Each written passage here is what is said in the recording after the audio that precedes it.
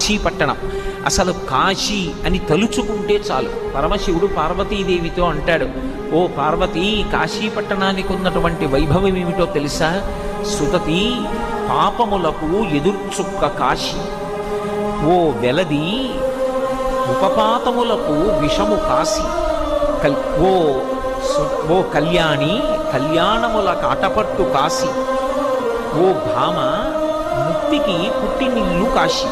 కాశీపట్టణానికి ఉన్నటువంటి గొప్పతనం ఏమిటి అంటే, ఓ సుగతి పార్వతీదేవిని పిలిచి అంటాడు, పాపములకు ఎదుర్చుక్క కాశీ.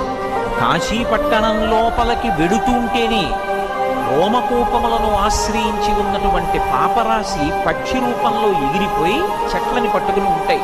మళ్ళీ వాడు బయటకు వస్తాడేమోనని 9 రాత్రులు కాశీపట్టణంలో ఎవరు పొలిమేర దాటకుండా గడుపుతారో ఇక వాడు మళ్ళీ 9 నెలలు అమ్మ కడుపు